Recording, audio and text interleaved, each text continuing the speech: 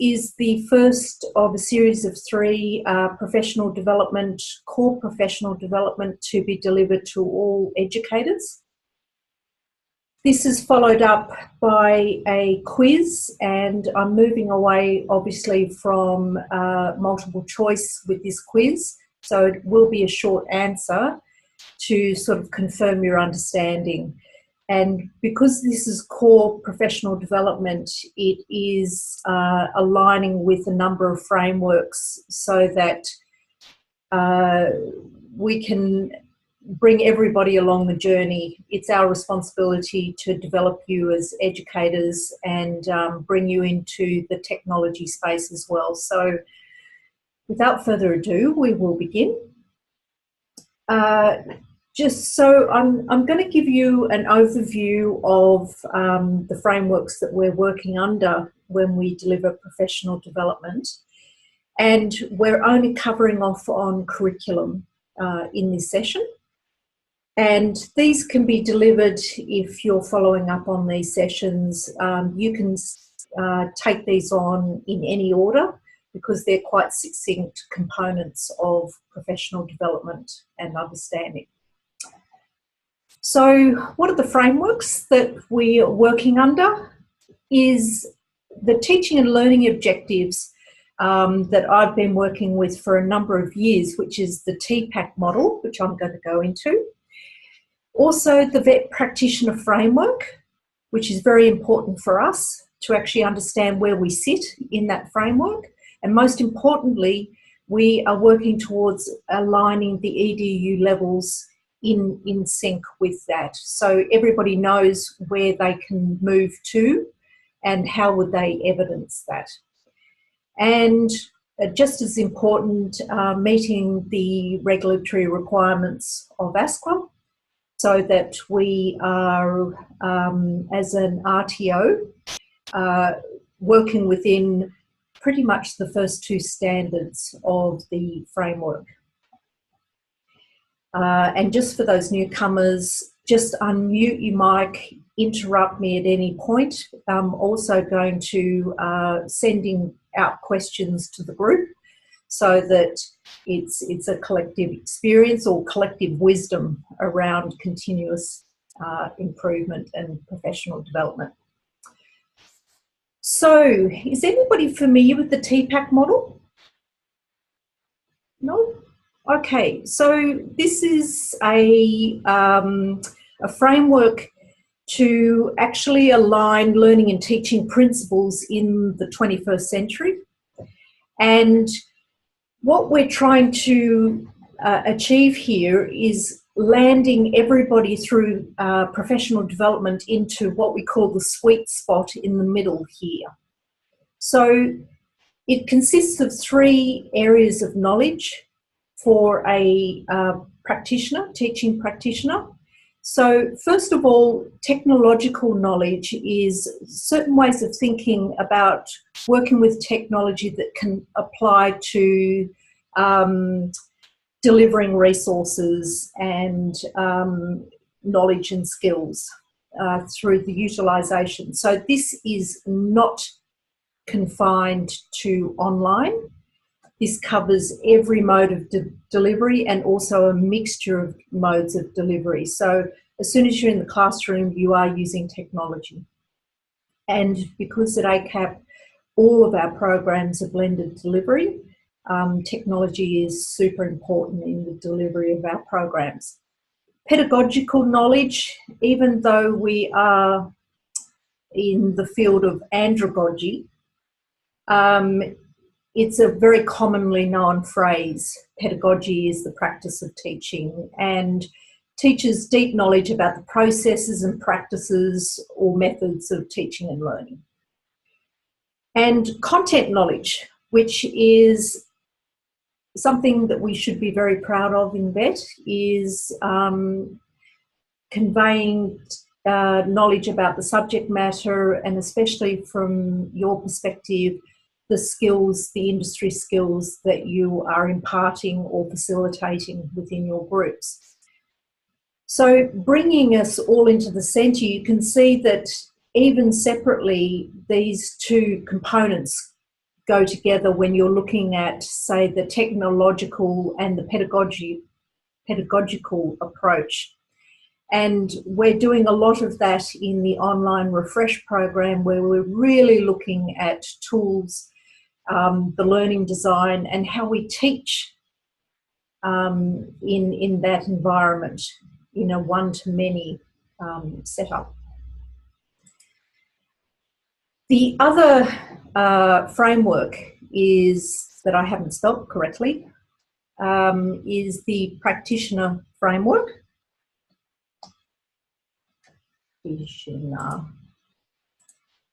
Got that right?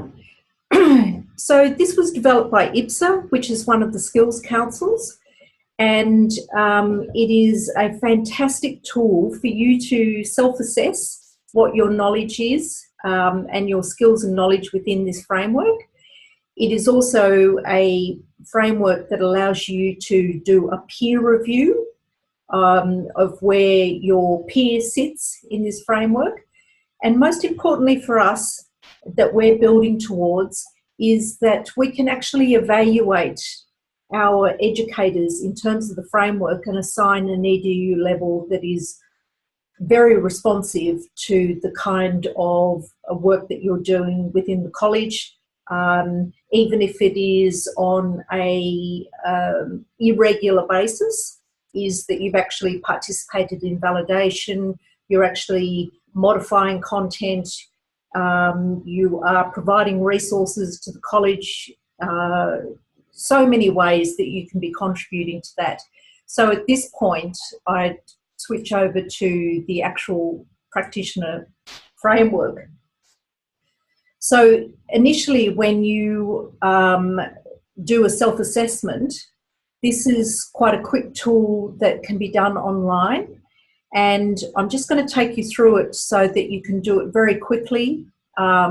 It's got a couple of sticking points that I've realised that means that you may have gone through it, but then you actually have to go back through it to complete it.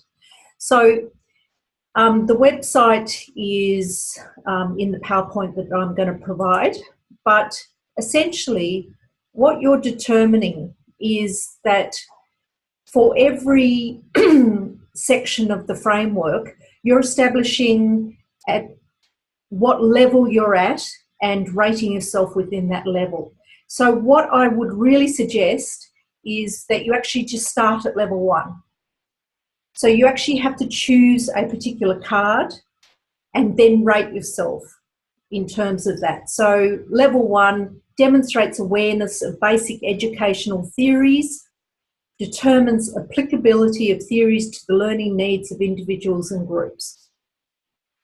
So this absolutely comes into play when you are facilitating, because you have an understanding of our assessment system. Is it constructivism?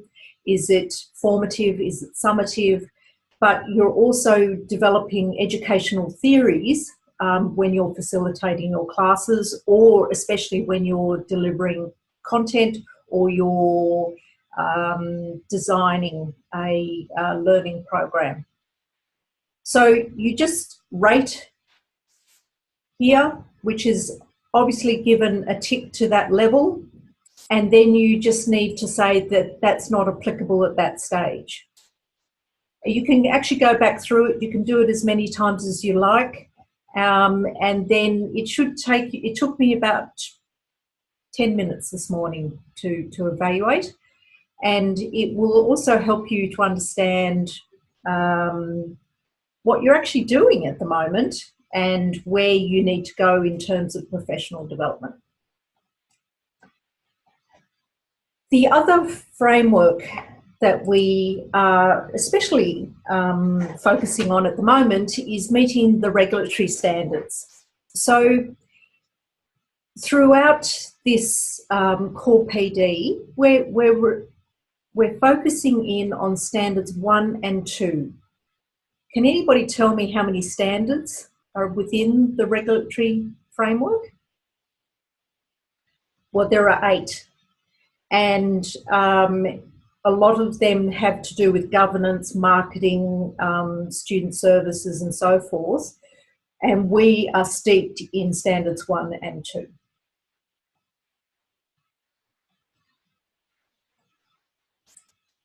So, without further ado, we're going to commence the curriculum side of this development. And when we're looking at the design and review of our curriculum, we are responding to standard 1. So our curriculum must be responsive to industry and learner needs, and that our training and assessment practices, such as our training and assessment strategies, meet the requirements of the training packages and VET accredited courses. Now, we don't run VET accredited courses, we run all training packages. It's responsive to industry and learner needs, and is delivered by appropriately qualified trainers and assessors with the right support services, facilities and equipment. We also are responding through curriculum design and development into quality assurance, and a number of you have been involved in this process, and it's essential with compliance that it actually happens with you, not with us. So we can develop a whole plethora of background compliance, but it will never be realised unless it's happening with you and you're making very key decisions around delivery and assessment based on your understanding of these standards. So quality assurance is developing, implementing, monitoring and evaluating quality training and assessment strategies and practices that meet training package and VET accredited course requirements. So if we actually just went back to standard 1, in that the curriculum design meets the industry and learner needs, how do we translate that to a third party? So an outsider as to how we're meeting industry and learner needs. Eunice. Simon. He's still out for comment. No, I'm here. Yeah, I don't know. There you go. That's my succinct answer. I really don't know. Okay, so perhaps, maybe, no, you go, Roxanne. I was just wondering if it's more around competencies, so competencies which actually communicate with the employment sector, and then students seeing that they're actually gaining those competencies, so therefore that's a clear demonstration that we're meeting the learner's needs, and if we're constantly checking that those competencies are relevant to the industry, then we're responsive to the industry. So I'm wondering if it's competency checking. Yes, it is. But that's our practice. So that's what we're actually doing. But how would we actually outline to a third party how we're actually doing that? How are we engaging with industry? How are we redesigning our curriculum? How are we delivering and assessing? Peer reviews. I think you're muted. Am I muted? Am I not? No, I'm not muted. So one of the ways that we could do that is through industry consultations and writing up the outcomes of industry consultations.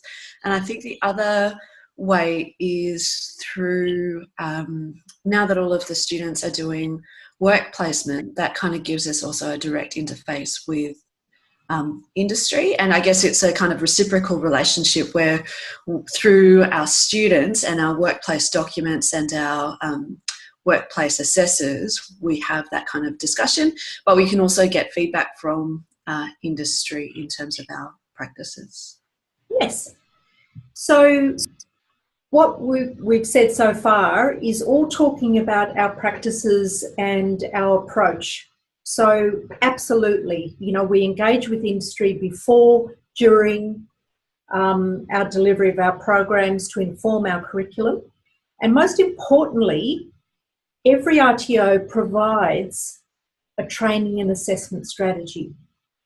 So, and this is a live document that is constantly being updated in response to industry, our student feedback, most importantly our educator feedback, because you are from industry and so forth. So you may not see that training and assessment strategy, but we are always updating it in response to what is coming back to us.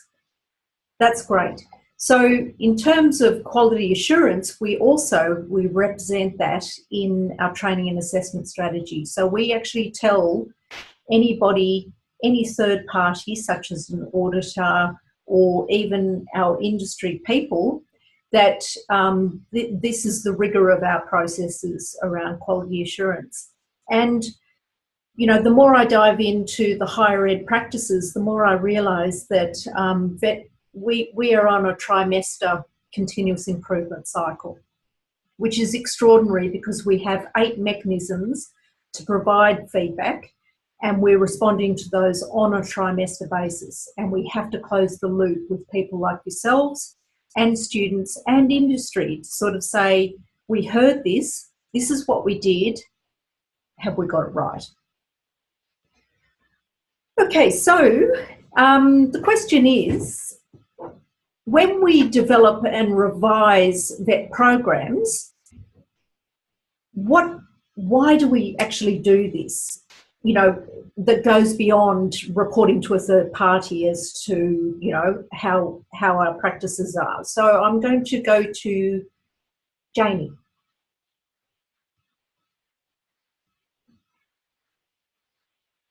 I guess to keep current. Yes. So keep current in regards to what's happening in the workplace, what's happening in education. Yes. Yeah. Absolutely. And actually that's a really interesting perspective, because in terms of education, that we are quite rigorous about our approach to how we're actually delivering it. So, you know, that's actually changed everything that we do, especially in the online space. Brianna.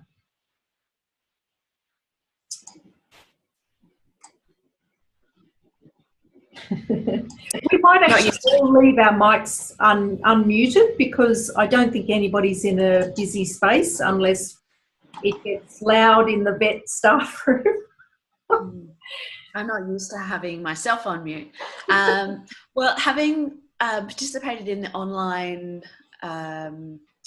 course development and the continuous improvement processes that we've been engaging in, I think peer review is an important part of this.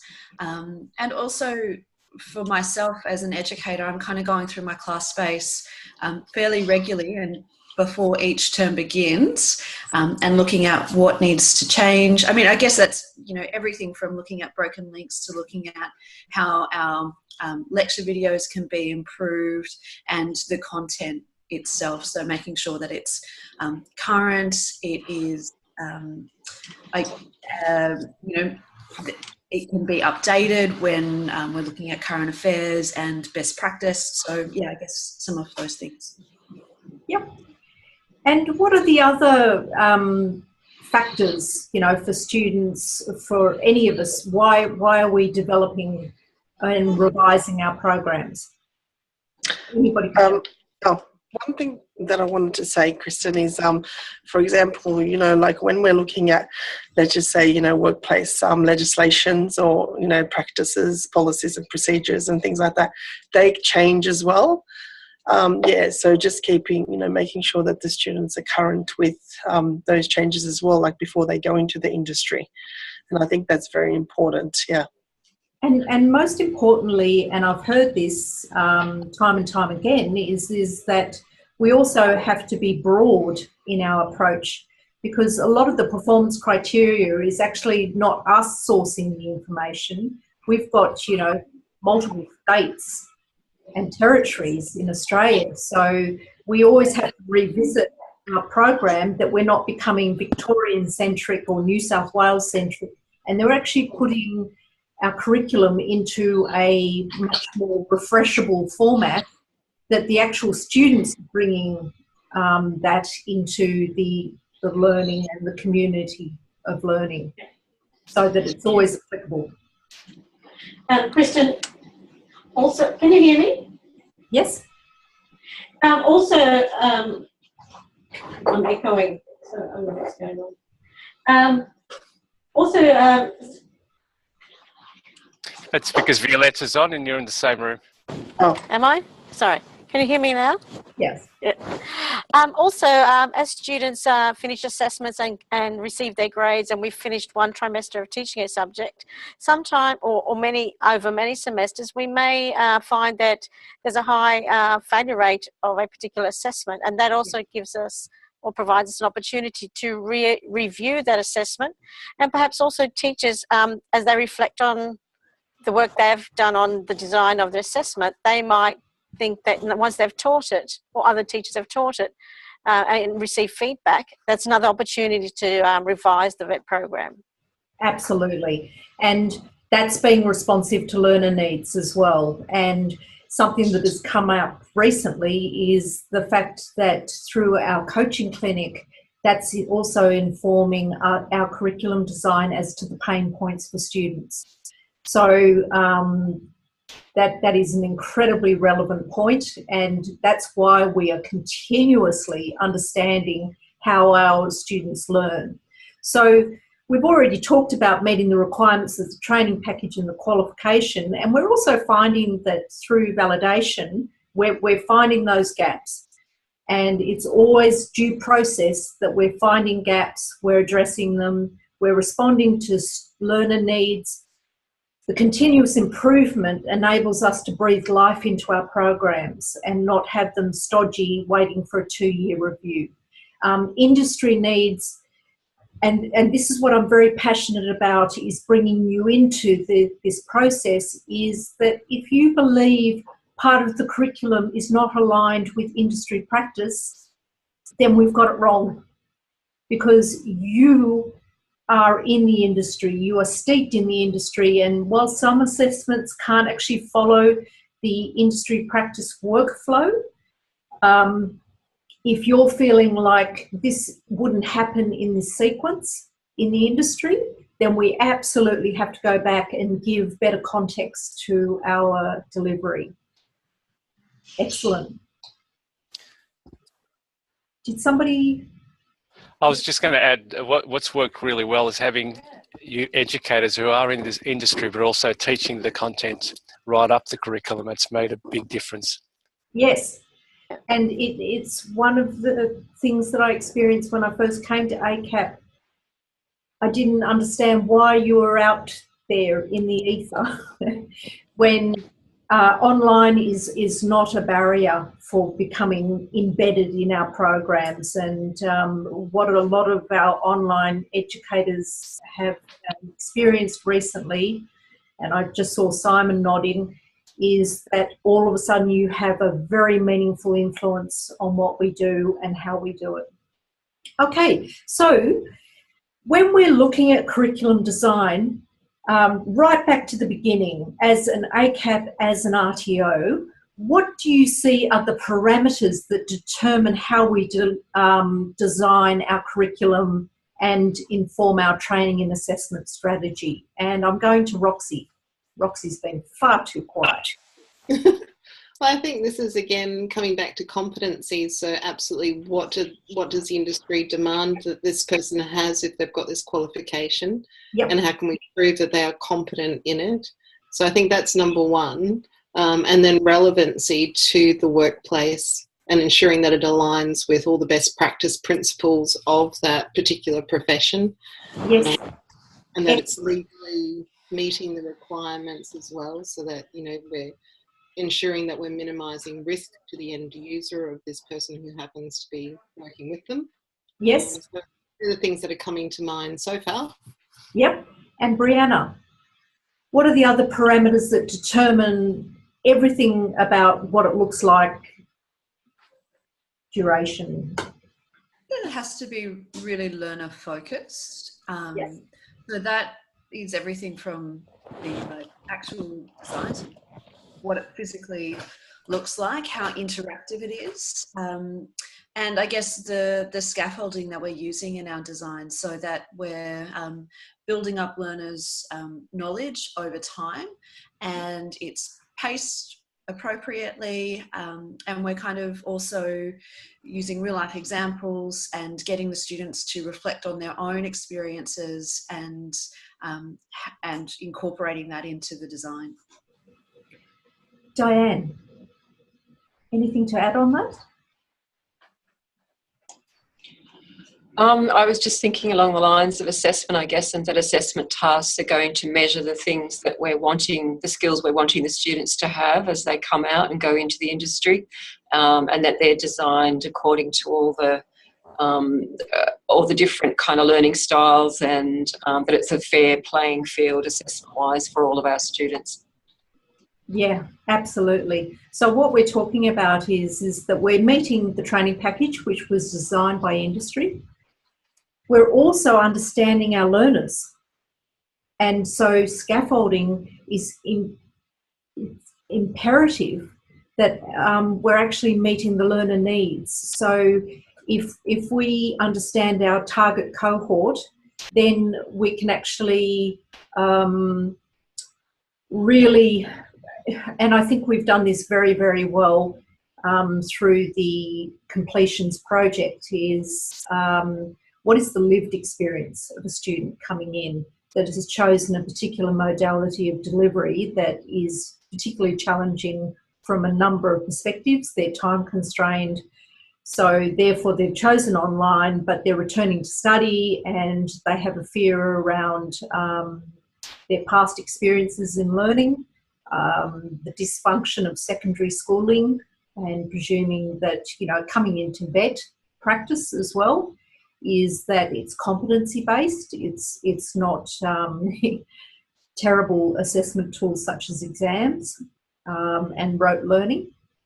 So also we have bigger parameters in terms of being a registered training organisation, is that you've just talked about industry needs, learner needs, qualification requirements, but we've also got to understand the pathways into further learning, the level of qualification, and that comes down to the fact that we're pitched at AQF 5. We have no Cert 4s, we have no Cert 3s at the moment.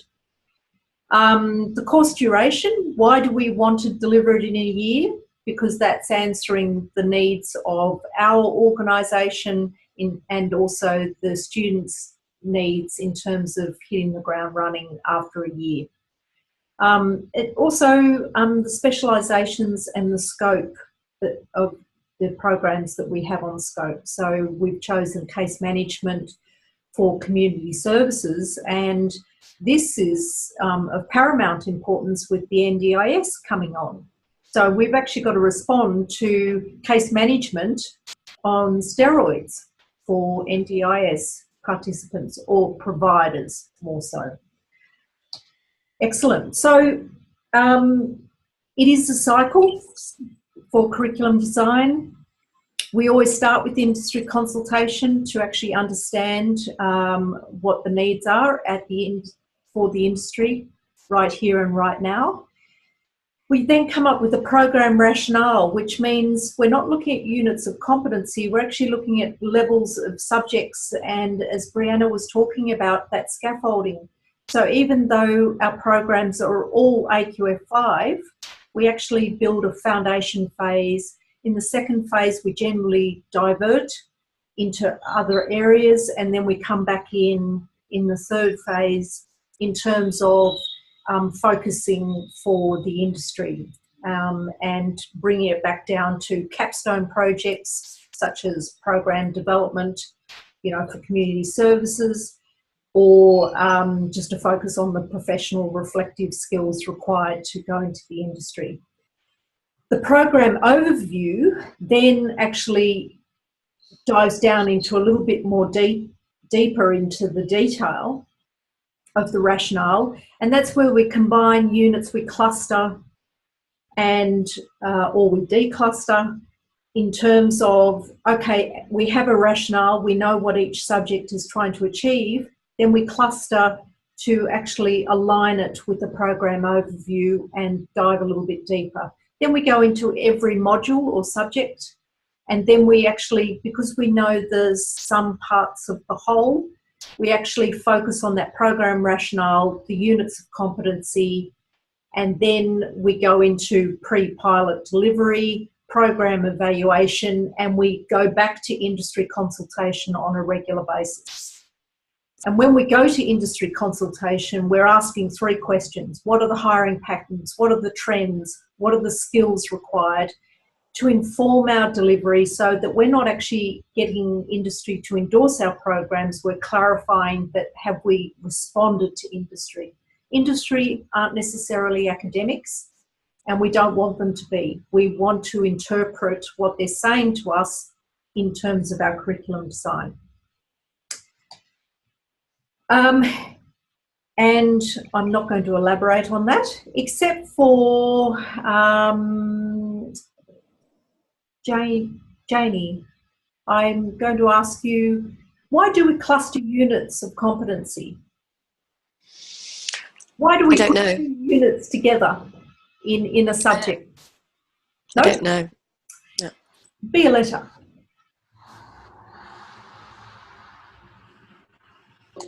I think the main reason why we do put them together is because they follow through. So, for example, let's just say, you know, in the first phase of the Diploma of Community Services, so one of the modules is skills for working in the industry.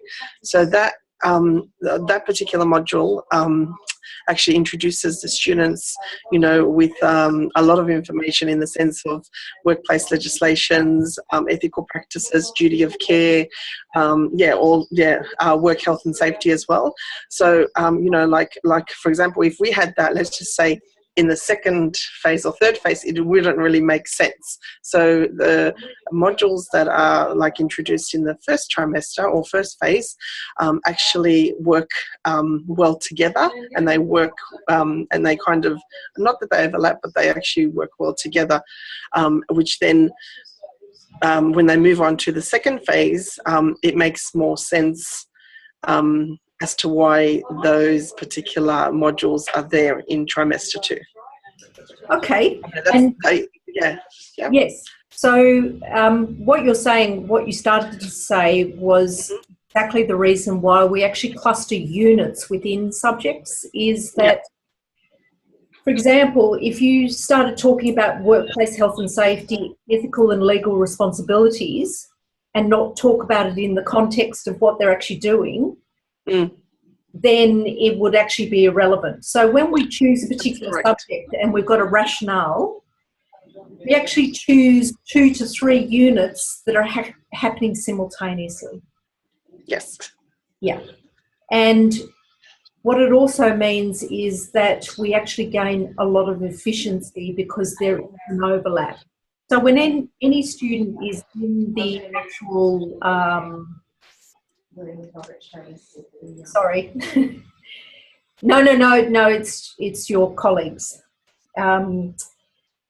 When a student is engaged in the industry, they're always doing 2 to 3 units of competency together, generally speaking. So they walk into the workplace, they'll be tackling WH&S or OH&S alongside the actual work practice. So this is really important to understand, and that we're actually not overloading particular subjects, and we're not actually doing a sequence that is so disjointed, you know, that we tackle one unit and then we go to the next, and they're often revisiting exactly the same things within units.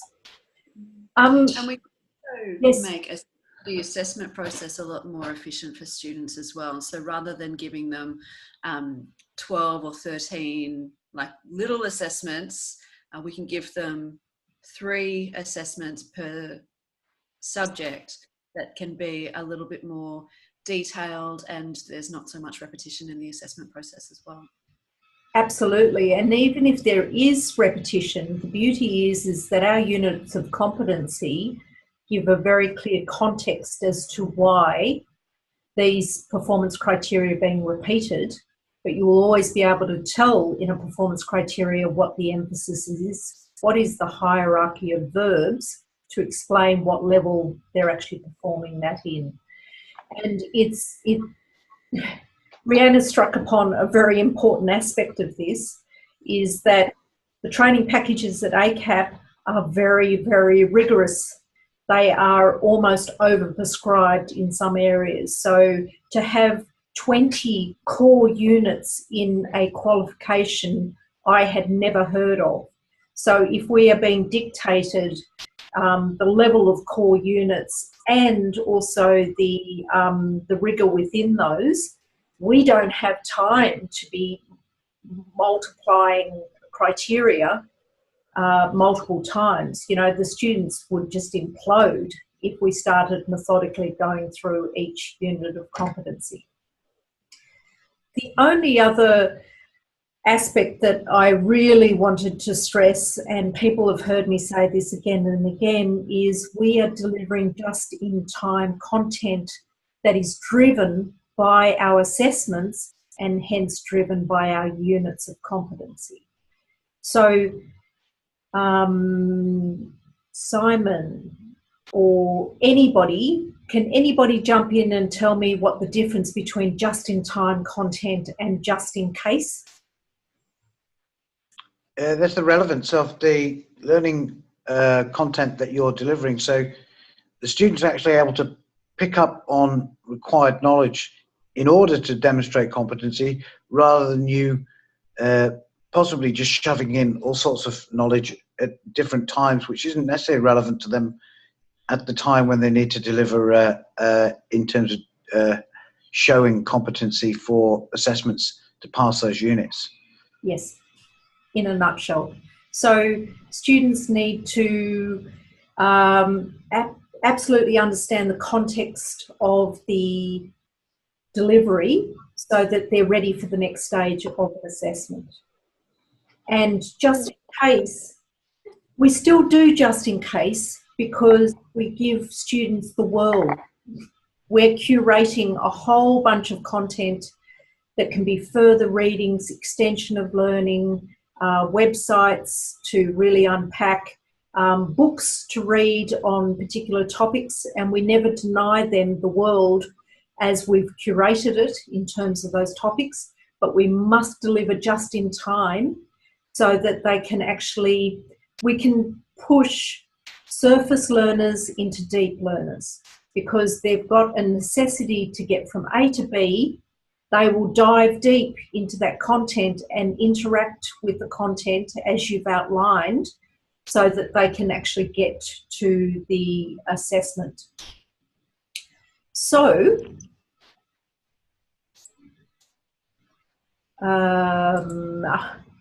how is this done? This is where we're finishing up, and this is very interactive because we're just looking at the mechanisms that we have at ACAP to evaluate our programs. And how do you do that? How do you inform us in the most efficient way to let us know very quickly about major gaps, minor problems, the actual mechanics of delivering a program through the resources that we've provided? So we've got group-based delivery, we've got blended, face-to-face and online. So you need to be empowered by compliance to sort of say, I can deliver this, make decisions on assessments because I know what the control documents are giving me is all the background compliance, but I need to tell myself, course coordinators or any admin staff any issues that you're experiencing or any questions that you may have to bring to the forum. So we have three mechanisms. Well, we have three vehicles by which you can inform us of continuous improvement. And one is a staff feedback form. Now, we issued that quite a while back. It never changes. It is a form that tells us of any holistic improvements to a subject that you feel at any time in delivering the course, and also the mechanics, document anomalies, missing supporting documents, you've got broken links, so that you can actually understand very quickly what we can and we can't do in a short or a medium or a long-term process. And the only reason why I haven't sent that back out to you is recently, and just told you about this link, is that our course coordinators must respond to any issues that you've highlighted in this form before we send it back out. And we need to close the loop with you and sort of say, you've identified this, we've assessed this situation, and this is what we've done, or this is when we're going to address that. The other is actually talking to the course coordinators. So if you have program improvements, program rationale, industry needs, where you actually need to actually talk to a course coordinator because it won't be met in the time frame through actually logging it in a form. And the final one is me. So what I am trying to say by these levels is that if you don't get a response that is discernible and proactive, then you actually need to keep pushing it until you actually get to resolving any issues that you may have with the program, or any feedback about what is working and what isn't. So each one of you has a case study. We're running a little bit over time, so I'll be quick about this. So you've got those three mechanisms, and you just need to select who would be the best port of call to address this in across the delivery of your program. So Roxy, we're going to start at the top. So the performance criteria, you've identified that the performance criteria is not actually aligned with the assessments. So I'd be going to the course coordinator for that one. Okay, and why wouldn't you log it in a staff feedback form? I just feel like it would be quicker to go to a course coordinator for that, because they could actually implement the changes immediately. Very good point, Roxy, because we can't. We can't address it immediately. And that's why we're on a trimester cycle. And so you've actually brought up a very good point, is that we unpack the staff feedback form in the break week, and that gives us time to evaluate project briefs for the next trimester, or if it needs to be fixed up prior to the next trimester, like you identified, if the gap is big, then we absolutely have to address it by the next trimester. But understand that if we identify it, if you bring it up and it's in due process, depending on how minor or major it is, you would either go to the staff feedback form or a course coordinator if it was major. So very good answer. Miriana, you get this one. And this is quite a typical one. I can't find the checklist referred to in the assessment brief. So you've gone online and you can't actually find it. You can't find it in the VET staff room. You can't find it in the supporting documents. Who do you tell? Do you put it in the staff feedback form? Or do you talk to a course coordinator? Or do you just go straight to me? You're muted, Miriana. You can't lip read, Kristen. To the course coordinator. Okay, but if it's right at the beginning of the trimester, yes, we need to get that checklist up. And I would say yes, go to the course coordinator, because you wouldn't wait till week 6 to have that evaluated. So, bing, correct. Janie, the next one is The assessment is repeating the same process as in another module or subject. Well, considering I've not heard of the feedback form, I think I would be going to the course coordinator. Okay, it's a relevant point because nobody it seems to have dropped off. Okay, you would actually go to a course coordinator in this instance because it's across 2 subjects. So the feedback form actually just relates, it gives you all the subjects under your qualification so that we can actually filter it for every subject. So if it's repeating the same process across 2 subjects, I would bring it to the course coordinator. Now, sometimes it will repeat the same process, but the context isn't outlined for the student. They actually don't understand that, yes, you may hold many, many counselling sessions, but in this counselling session, we're actually looking for something. Or we're looking for a process, or we're actually looking for the legal and ethical responsibilities, within that process. So, correct. And finally, I'm going to jump over to Brianna. The assessments are not related to industry practice. So you've got an issue with it. It's not how you would roll it out in a community services centre, for example.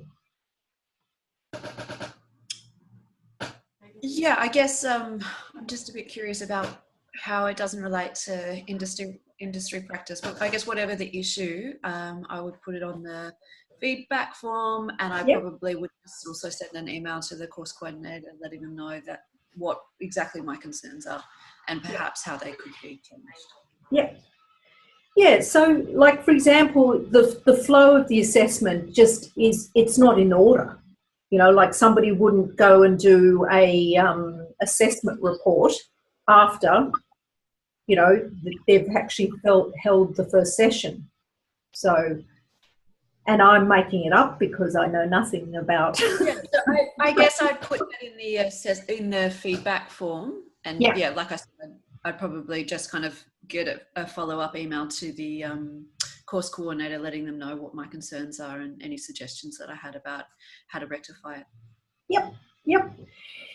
And it means that collectively, if educators are putting in the same feedback, it certainly carries more weight, and you also actually need to see the feedback form. And we're actually a little bit stifled with Navitas Domain and so forth, but I'm used to actually all educators seeing the feedback form and all the responses, so they can actually see it's been raised and they can certainly reiterate. So what I am going to do is, technology shouldn't get in the way of this, is we just publish the feedback as often as we can. Simon, I'm actually going to give you a contentious one to finish off. Oh, fun. Is that meaningful? It's shit. What's that? We're saying that the assessment is shit, or the course is shit? Well, exactly. Or the teacher. That's right. So we just need a little bit of understanding. Not that I've ever come across this, especially at ACAP. People are always giving context. It's in the past is somebody, just having a SPAC attack and just sort of saying, and, I can't deliver this and blah, blah, blah. Well, we actually just need to frame it so that we can bring it to the right forum. I got that last trimester, actually, from an assessor. Oh. Well, good to know. Literally like this. I responded and then forwarded the concerns to the course coordinator. But yeah, I got the translation of what was happening. So I actually had. It was kind of delivered in that language as well. So we actually have other mechanisms to respond to that. So if I always say to the course coordinators, if somebody is telling you about something like, oh, the PowerPoints are no good, or this or that, you've actually got to put it in the curriculum conversation bit so you can actually put it in the right area. Because we've got to keep going back and saying, okay, the content is problematic. Is it aligning to the assessments? Are the assessments problematic? Is it aligning to the program rationale? Is the program rationale problematic? We really have to go back to the beginning of industry and learner needs. So we've gone a little bit over time, but that was far more interactive than I'd hoped, which is perfect, because I really struggle not having this as a discussion. So in essence, just to follow up on this section, you'll just be given a short questionnaire just to sort of reflect on the stuff that we've spoken about today. And there are no right or wrong answers. It's just for us to get an understanding of your understanding of the framework around curriculum.